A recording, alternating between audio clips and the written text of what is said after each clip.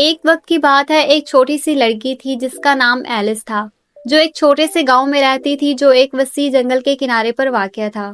Else ایک تجسس بھری اور خیالی لڑکی تھی، ہمیشہ دور دراز کی سرزمینوں اور جادوئی مخلوقات کے خواب دیکھتی رہتی تھی۔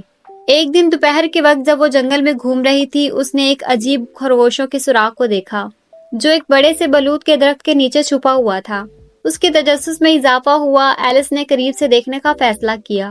جیسے ہی اس نے سوراخ میں جھانکا، وہ اچانک اپنا توازن کھو بیٹھی اور اندھیرے گھار میں سر کے بل گر گئی۔ وہ گرتی گئی یہاں تک کہ آخرکار نرم پتوں کے بستر پر اتر آئی۔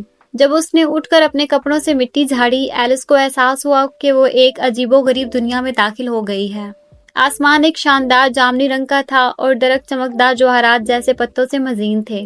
ہر رنگ کے پھول ہوا میں جھومتے اور گاتے تھے۔ ایک سونے کے پتھروں سے بنا ہوا راستہ اس کے سامنے تھا جو اسے جادوئی دنیا کی سیر کرنے کی دعوت دے رہا تھا۔ ایلس نے اپنے سفر کا آغاز اس سنہری راستے پر کیا۔ جلد ہی اسے ایک عجیب نشانی ملی جس پر ہر سمت میں تیر لگے ہوئے تھے، ہر ایک پر عجیب و غریب دلکش نام لکھے ہوئے تھے: Topsy Turvy Town, Whispering Wood, the Enchanted Tea Garden اور دی کوئنز کیسل۔ دلچسپی سے ایلس نے دی انچنٹڈ ٹی گارڈن کی طرف جانے والے تیر کا انتخاب کیا۔ جب وہ چل رہی تھی، اس کی ملاقات ایک باتونی چیسٹر بلی سے ہوئی جو ایک نیچی شاخ پر بیٹھی ہوئی تھی۔ بلی نے مسکراہٹ کے ساتھ اپنا نام چیسٹر بتایا۔ اس نے ایلس کو بتایا کہ انچنٹڈ ٹی گارڈن میں ایک عظیم الشان چائے کی دعوت ہو رہی ہے اور وہ بھی شامل ہو سکتی ہے۔ چائے کی دعوت کے خیال سے خوش ہو کر ایلس نے دعوت قبول کر لی۔ جب ایلس انچنٹڈ ٹی گارڈن پہنچی تو اسے ایک عجیب و غریب منظر ملا۔ ایک لمبی میز پر مختلف قسم کے چائے کی پیالیاں، پلیٹیں اور چائے دانیاں رکھی ہوئی تھی۔ میز کے ارد گرد ایک پاگل ٹوپی والا، ایک مارچ ہیئر اور ایک نیند میں ڈوبا ہوا ڈور ماؤس بیٹھے ہوئے تھے۔ پاگل ٹوپی والا، جس نے ایک لمبی بوسیدہ ٹوپی پہنی ہوئی تھی، اس نے ایلس کو بیٹھنے اور ان کی سالگرہ کی تقریب میں شامل ہونے کی دعوت دی۔ چائے کی دعوت کے دوران ایلس نے ایک سلسلہ وار بے معنی بات چیت اور پہیلیوں میں خود کو الجھایا۔ پاگل ٹوپی والا یہ اصرار کرتا رہا کہ وقت ٹوٹ چکا ہے اور وہ ہمیشہ چائے کے وقت میں پھنسا رہتا ہے۔ مارچ ہیئر نے اسے چائے کا کپ پیش کیا، صرف آخری لمحے میں واپس چھیننے کے لیے۔ اس افراتفری کے باوجود ایلس نے مزاحیہ بات چیت اور ہنسی کا لطف اٹھایا۔ چائے کی دعوت کے بعد ایلس نے ونڈرلینڈ میں اپنا سفر جاری رکھا۔ وہ وسپرنگ ووڈز میں گئی جہاں درخت سرگوشیاں کرتے اور جانور پہیلیوں میں بات کرتے تھے۔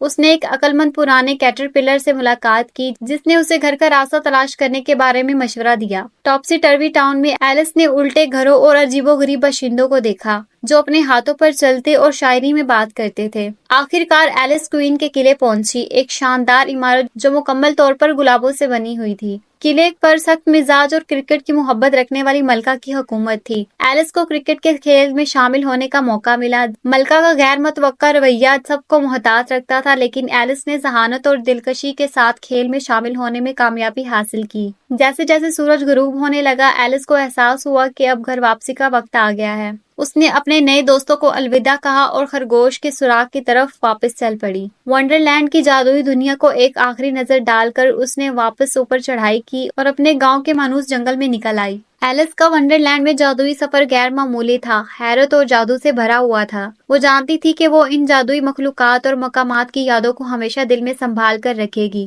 جب وہ اپنے گھر کی طرف جا رہی تھی، وہ اس خیال سے نہیں بچ سکی کہ شاید وہ دوبارہ کبھی اس جادوئی دنیا میں واپس جا سکے گی۔ ابھی اس کے لیے البتہ وہ ونڈرلینڈ کے جادو کو اپنے دل میں لے کر مطمئن تھی، جانتے ہوئے کہ مہم جوئی سب سے غیر متوقع جگہوں میں مل سکتی ہے۔ امید ہے یہ کہانی آپ کو پسند آئی ہوگی۔ مزید ایسی انٹرسٹنگ کہانیوں کے لیے میرے چینل کو سبسکرائب کریں۔ شکریہ۔ اللہ حافظ۔